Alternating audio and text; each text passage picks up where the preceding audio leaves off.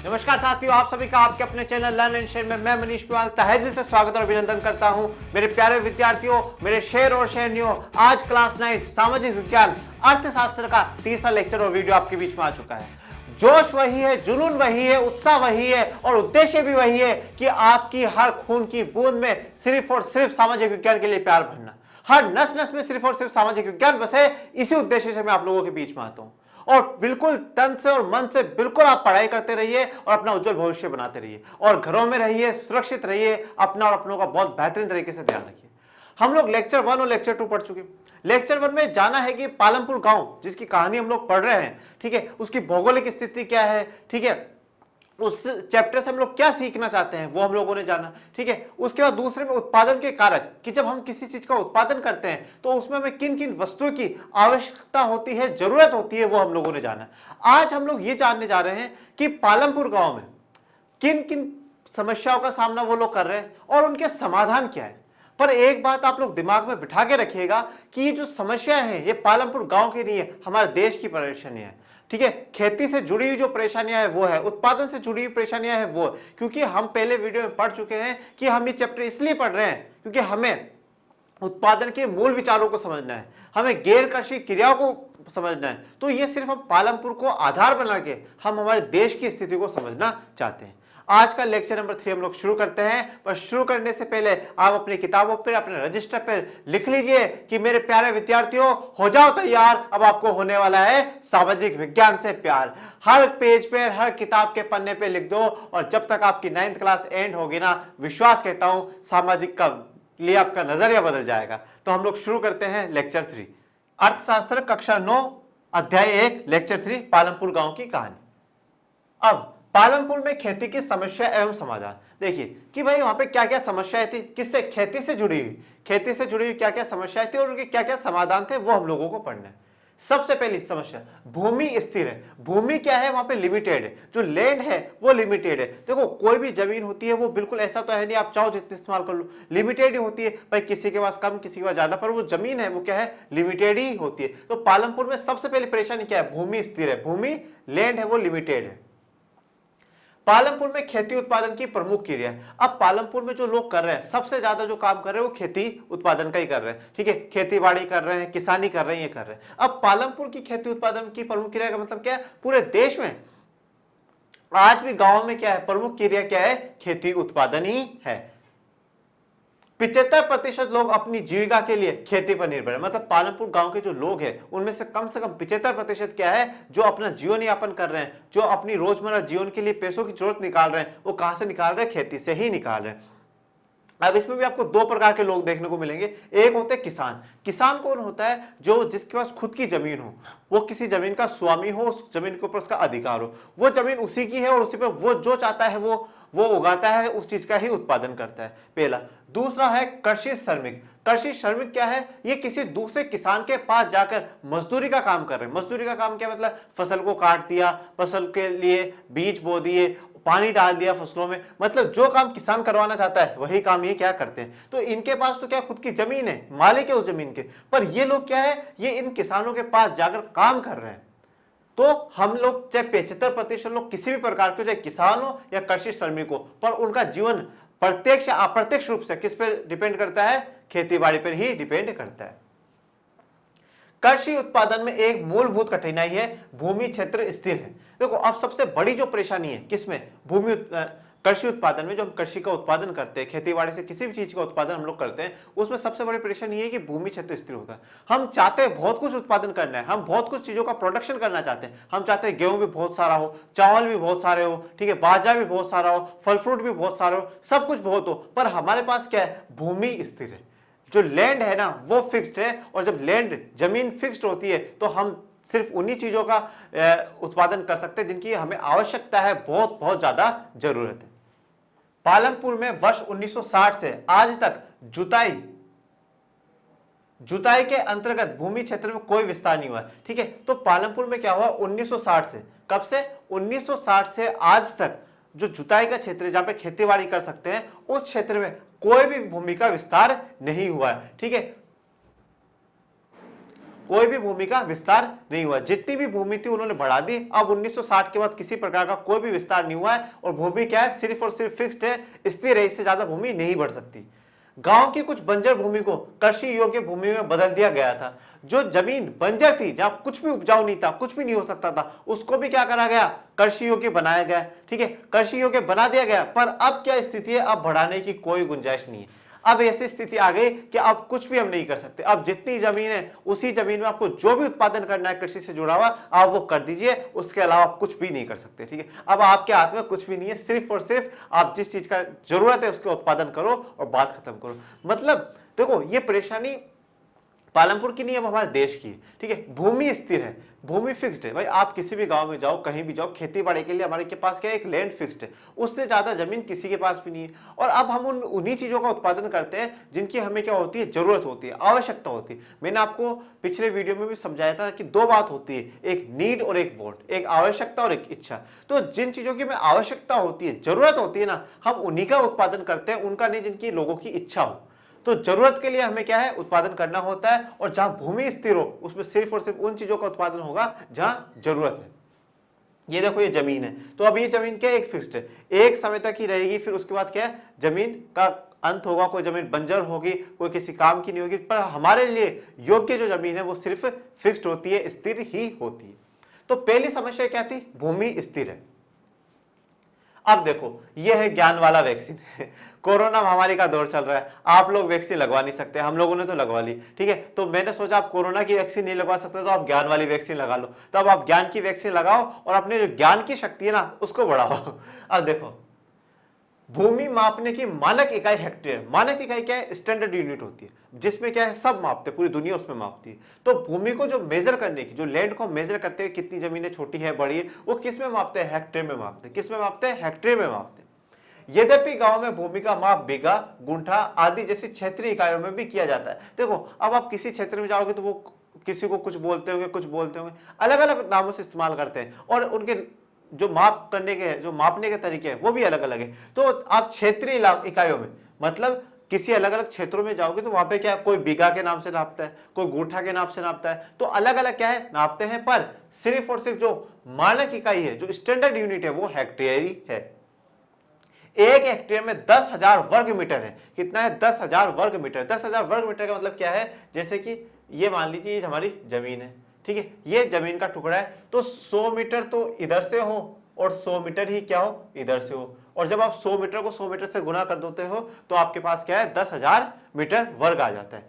आई बात समझो, तो एक हेक्टेयर में कितना होता है, 10,000 वर्ग मीटर होता है। ये देखो, ये सरपंच साहब खड़े हैं, लकड़ी लेके खड़े हैं, बोला आज सबकी जमीन नाप के आऊंगा, किसके पास कितनी है। अब ये जमीन बीघा में नापते हैं, गुठा में नापते हैं, या हेक्टेयर में नाप के आते हैं, इनके लिए हमें इनके गांव का पता लगाना पड़ेगा, ये कहाँ के हैं। ठीक है, तो ये पालमपुर के हो सकते हैं, पर अब पालमपुर का हमें पता ही नहीं है कौन से क्षेत्र का है, कौन से राज्य का है, क्योंकि काल्पनिक गाँव है। तो ये लकड़ी लेके खड़े, और आज जिसने भी नहीं नपवाया ना, मतलब देख लेना, मारेंगे। तो ज्ञान वाला वैक्सीन लगवा ही लेना, रुकना मत, उससे चूकना मत, नहीं तो बहुत नुकसान हो जाएगा। आगे बढ़ते हैं।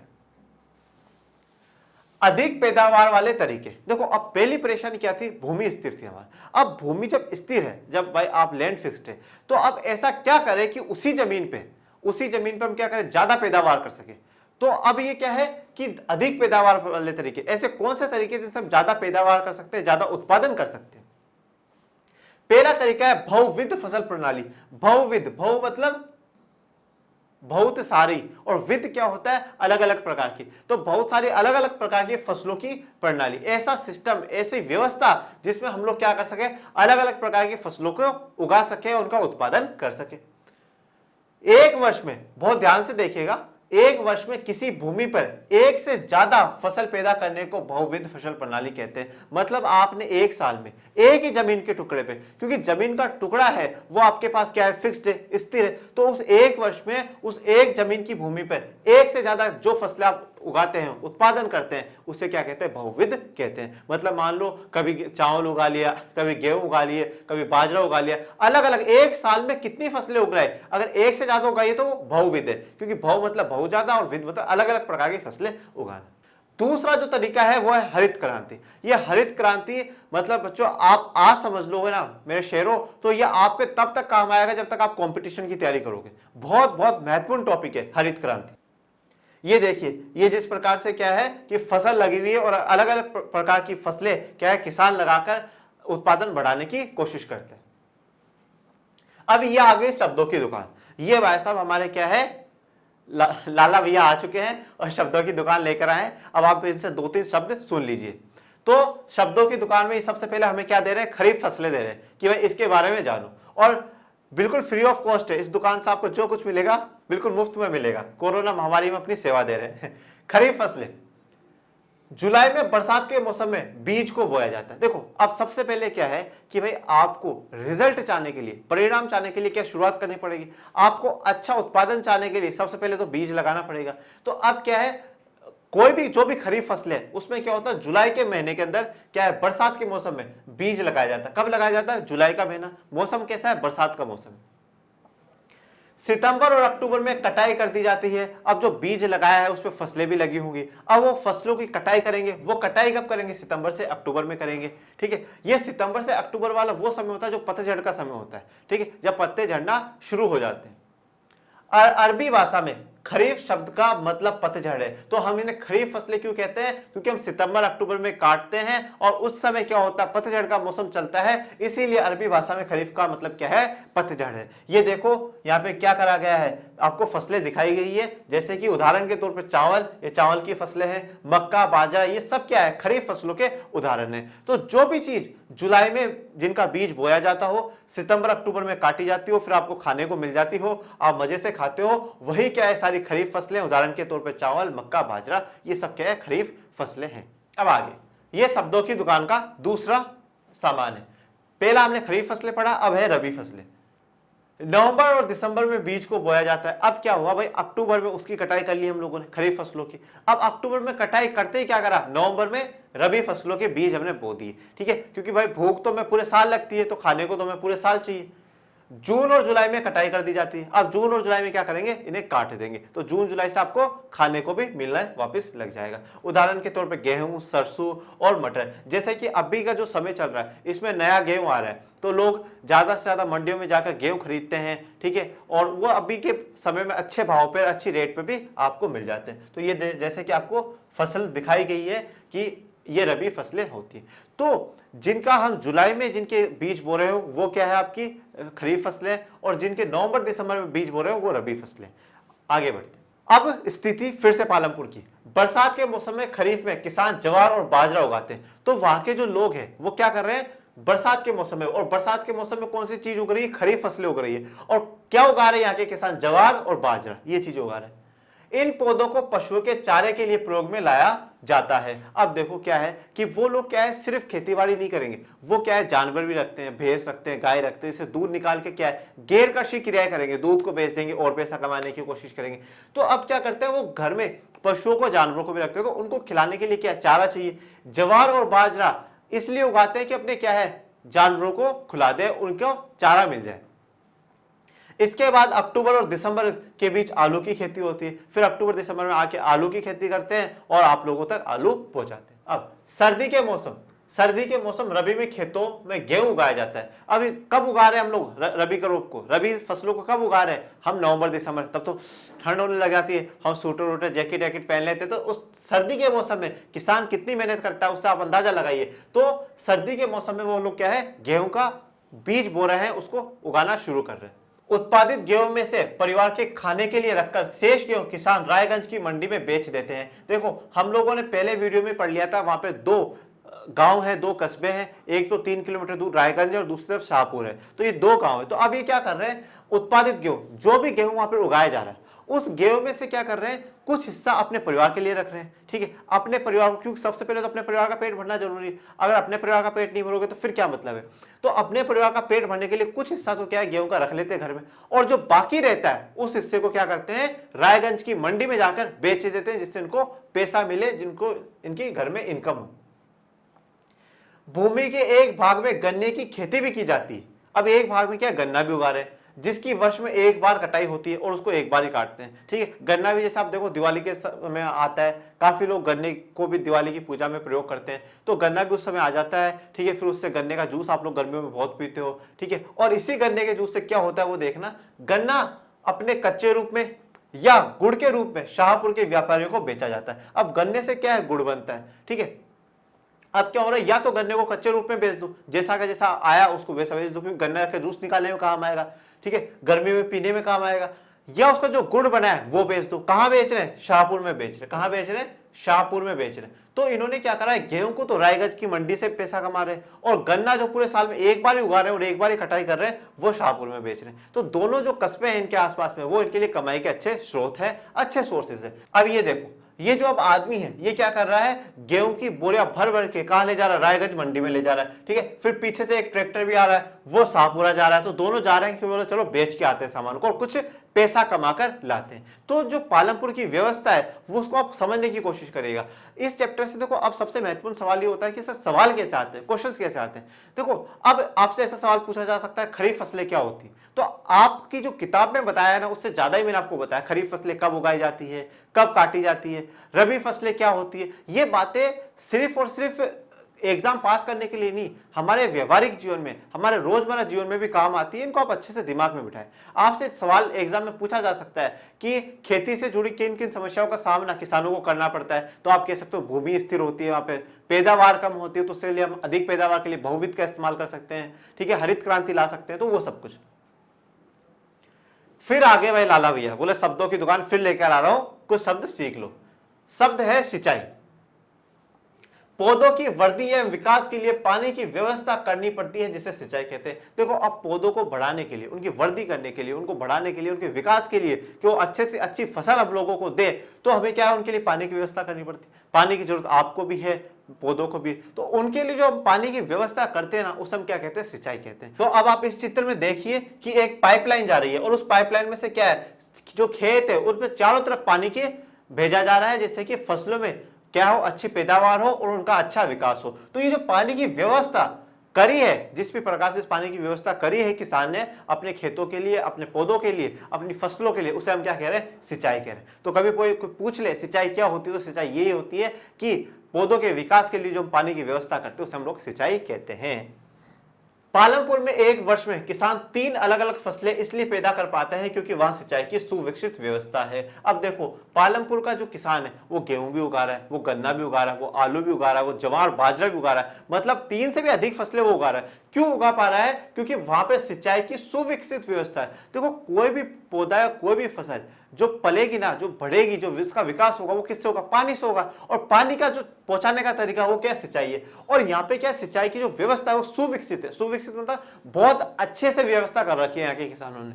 तो सिंचाई की व्यवस्था अच्छी होने के कारण ही पालमपुर के किसान क्या है, 2 या 3 से अधिक फसलें अपने गांव में, अपने खेतों पर उगा पा रहे हैं और हम लोगों तक पहुंचा पा रहे हैं।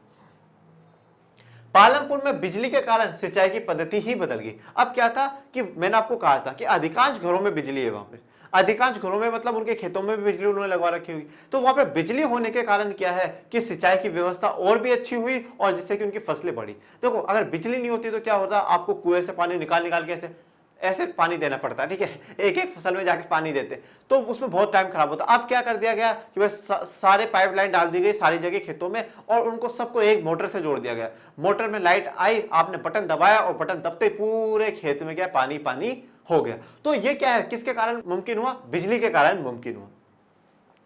नोट, पालमपुर में सभी किसान कम से कम 2 मुख्य फसलें पैदा करते हैं। मतलब कम से कम, चाहे कोई भी किसान हो, छोटा हो बड़ा हो कैसा भी हो, वो 2 फसलें तो पैदा कर ही रहा है। जो भी उससे उसकी जमीन पे हो पा रही है वो 2 फसलें पैदा कर रहा है। अब आ जाते हैं ज्ञान वाला वैक्सीन। फिर से आप एक बार टीका लगवा लो और अपने अंदर ज्ञान की क्षमता को बढ़ा लो।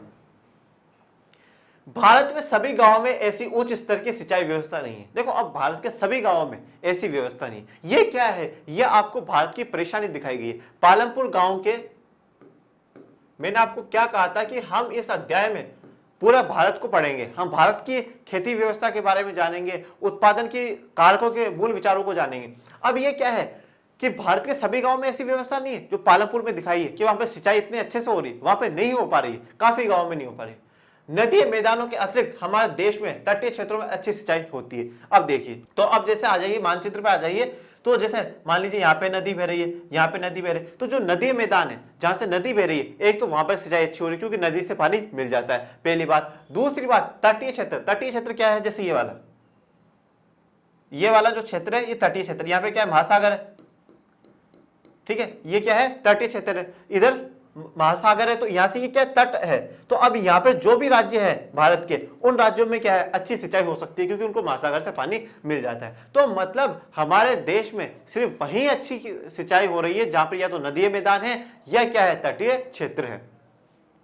इसके विपरीत पठारी क्षेत्रों जैसे दक्षिणी पठार में सिंचाई कम होती है। अब जैसे यहाँ पे पठार है, ठीक है, तो पठार है, पठारों में क्या है पहाड़ है, ठीक है, वहां पानी आता नहीं है, तो पानी नहीं आता तो वहां पे सिंचाई अच्छी नहीं हो रही है।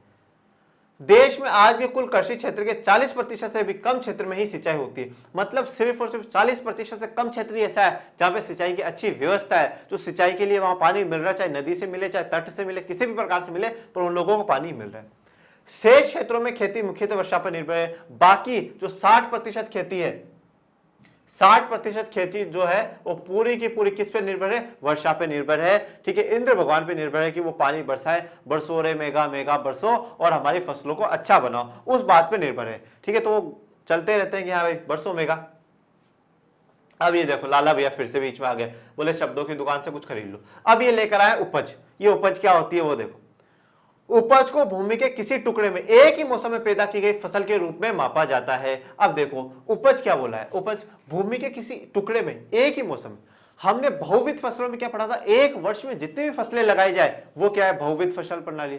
हमने मौसम देखा, खरीफ फसल बरसात के मौसम में, रबी फसलें फिर क्या हो रहा है सर्दी के मौसम में उगाई जा रही है। तो एक मौसम के अंदर जो पैदा की गई फसल है वो कितनी है, उसे हम क्या कहते हैं, उपज कहते हैं। क्या कहते हैं, उसे हम लोग उपज कहते हैं, ठीक है। जैसे मान लो भाई एक जो खेती है, जो एक खेती की जमीन है, उसे 100 क्विंटल गेहूं होगा तो कितनी उपज हुई, 100 क्विंटल की हुई, ठीक है। कहीं से मान लो किसी मौसम में 50 किलो चावल उगाया गया तो कितनी उपज हुई, 50 किलो की उपज। एक मौसम के अंदर कितनी उत्पादन हो रहा है वो उपज कहलाती है। और एक वर्ष के अंदर कितनी फसलें एक जमीन पर उगाई जाती है उसे हम लोग क्या कहते हैं, बहुविध फसल प्रणाली कहते हैं। तो यहाँ पे वर्ष का और मौसम का ध्यान रखिएगा, नहीं तो क्या है कंफ्यूजन में आपके नंबर कट जाएंगे, ऐसा मत कर दीजिए। अब आ जाते हैं हरित क्रांति में। यह हरित क्रांति है क्या, पहले तो आप इस बात को समझने की कोशिश करिएगा। हरित का मतलब आप समझ रहोगे, हरी जो पूरा ग्रीन चीजों से रिलेटेड है। और ग्रीन चीजें किससे रिलेटेड है, हमारे उत्पादन से रिलेटेड है, खेती बाड़ी के उत्पादन से रिलेटेड है। ज्यादा से ज्यादा फसलों से हमें क्या हो, उत्पादन हो। क्रांति क्या होता है, रिवॉल्यूशन होता है, ठीक है। क्रांति जैसे कि शहीद भगत सिंह क्रांति लेकर आए, राष्ट्रवाद की क्रांति वो हम लोगों के में लेकर आए, तो वो क्रांति थी। मैं जैसे आप लोगों में क्रांति लेकर आना चाहता हूं कि आप लोगों के मन से सामाजिक विज्ञान का डर निकले, देश के हर बच्चे के मन में से सामाजिक विज्ञान का डर निकले, ये क्रांति मैं लेकर आके आना चाहता हूं। तो हरित क्रांति भी हमारे देश में कोई लेकर आए। और ये हरित क्रांति का किस पे प्रभाव पड़ा, खेती बाड़ी पे प्रभाव पड़ा।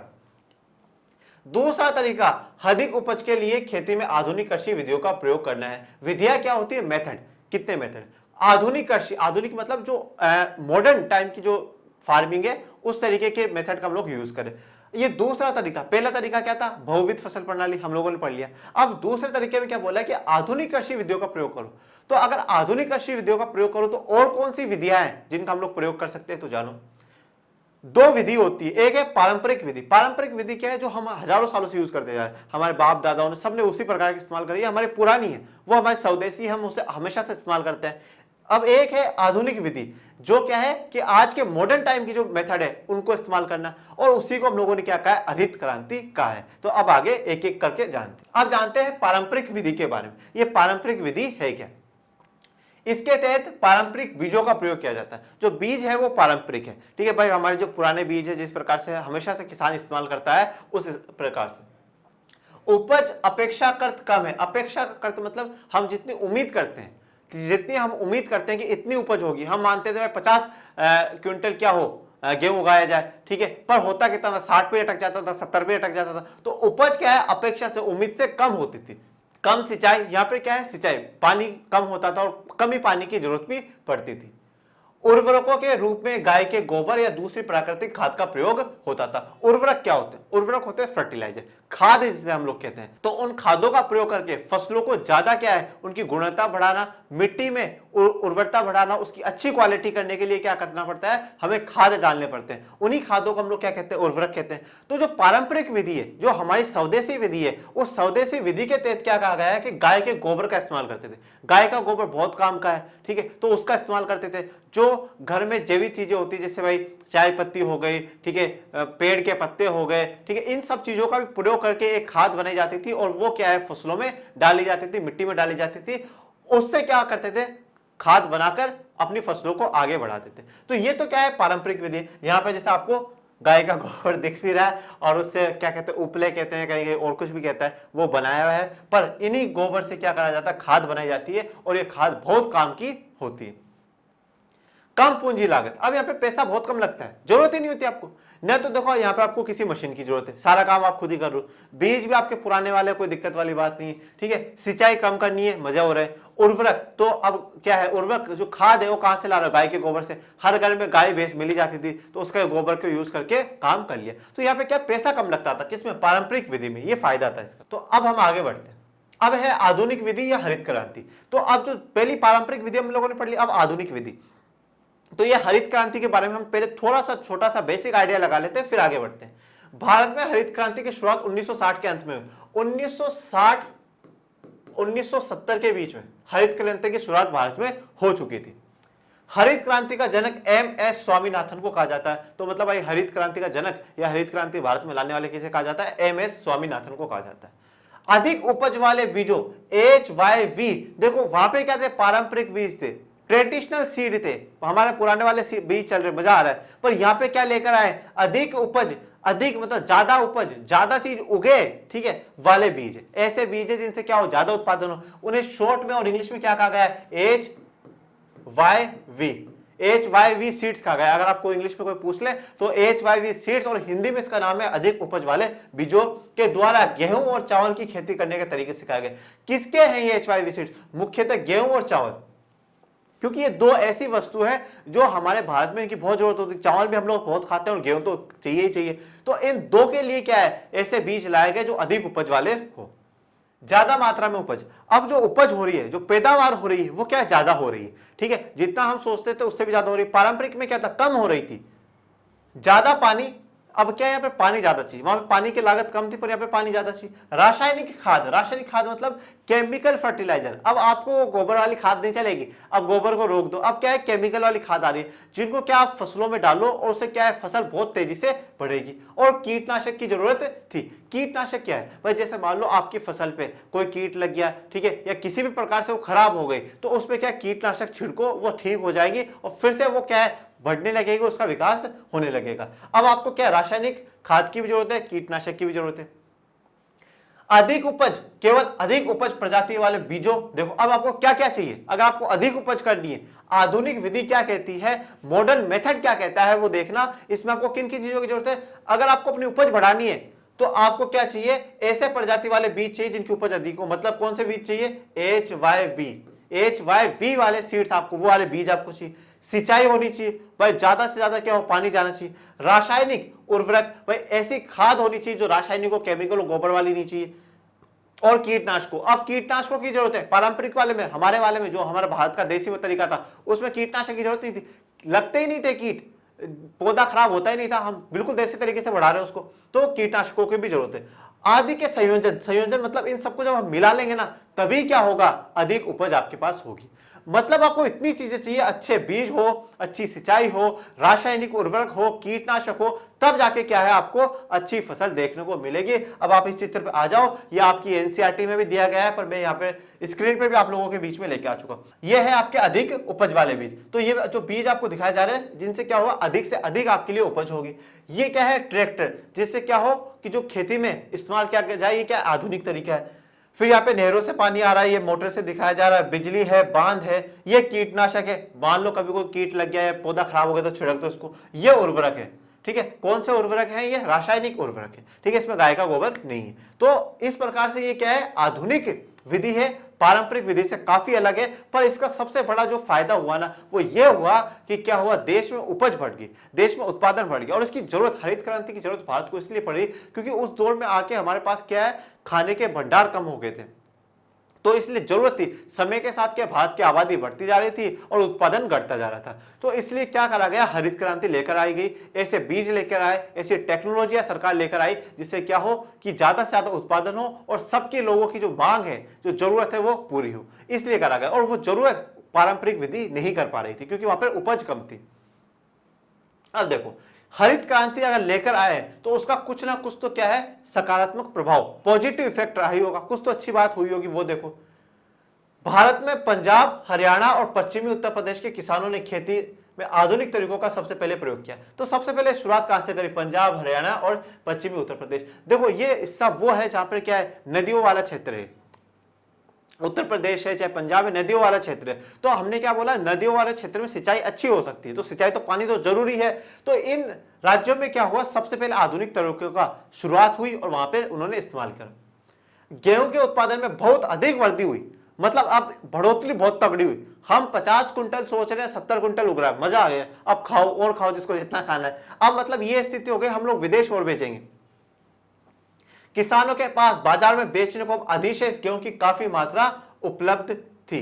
ठीक है, अब अधिशेष गेहूं क्या है, अब किसानों के पास क्या है, पहले तो क्या हो रहा था, इतना ही गेहूं उगा रहे थे कि भाई अपने परिवार के लिए काम चल जाए, थोड़ा बहुत बचता था तो वो बाजार में बेच के आ जाते थे, पर उनसे उनकी जो इनकम है, जो आय है, वो बहुत कम होती थी और उनका जीवन यापन अच्छे से नहीं हो पाता था। अब क्या हो रहा था, बाजार में बेचने से, अधिक गेहूं उत्पादन होने से, घर के लिए बचाने के बाद अब गेहूं बहुत ज्यादा बच रहा था। अब बहुत ज्यादा जो अधिशेष, जो गेहूं बाकी रह गया, वो बाजार में बेचते थे। अब ज्यादा बेच रहे हैं तो उनको ज्यादा फायदा भी हो रहा है। ये तो क्या बात है, सकारात्मक प्रभाव है, ये अच्छी बात है। अब कुछ हरित क्रांति के नेगेटिव पॉइंट्स भी है, नकारात्मक बातें भी है, वो भी देख लो।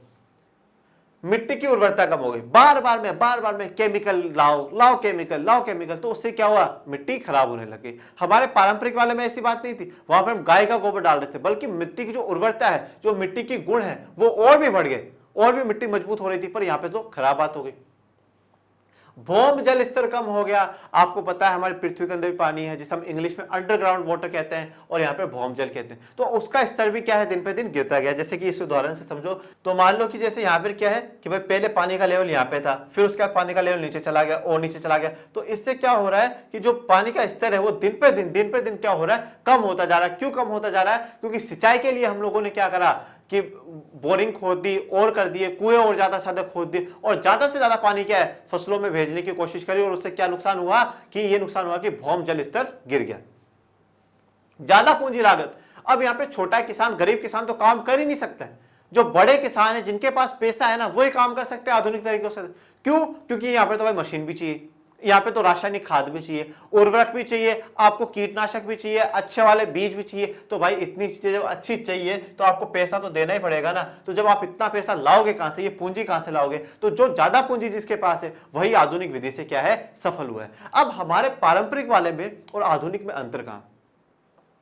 पारंपरिक वाले तरीके में सिर्फ एक कमी थी कि उपज कम हो रही थी, बाकी न तो मिट्टी का स्तर खराब हो रहा था, न मिट्टी की क्वालिटी खराब हो रही थी, न पानी का स्तर गिर रहा था और न ही पूंजी ज्यादा थी। तो मतलब वहां पे कोई भी आम किसान भी अपना काम कर सकता है। तो ये क्या है कि हरित क्रांति का एक समय था जब हमें जरूरत थी। मैं ये नहीं कहता हरित क्रांति गलत थी, अच्छी बात थी और उससे भारत ने खेती के उत्पादन में काफी अच्छा विकास करा है। पर अब एक सवाल हमारा ये उठता है कि हमारे एग्जाम में किन किन सवाल हमसे पूछे जा सकते हैं। हमसे एग्जाम में ये सवाल पूछा जा सकता है कि खेती में किन किन प्रकार की समस्याओं का सामना किया जा सकता है। तो आप कह सकते हो कि भूमि स्थिर होती है, ठीक है, पैदावार कम होती है, उपज कम होती है। तो अब उस पर आप क्या लिखोगे कि उपज को हम इन तरीकों से बढ़ा सकते हैं, पैदावार को बहुविध फसल प्रणाली से बढ़ा सकते हैं, हरित क्रांति से बढ़ा सकते हैं। आपसे पूछ सकता है हरित क्रांति क्या होती है, आप बता दीजिएगा कि हरित क्रांति 1960 के दौर में लाई गई।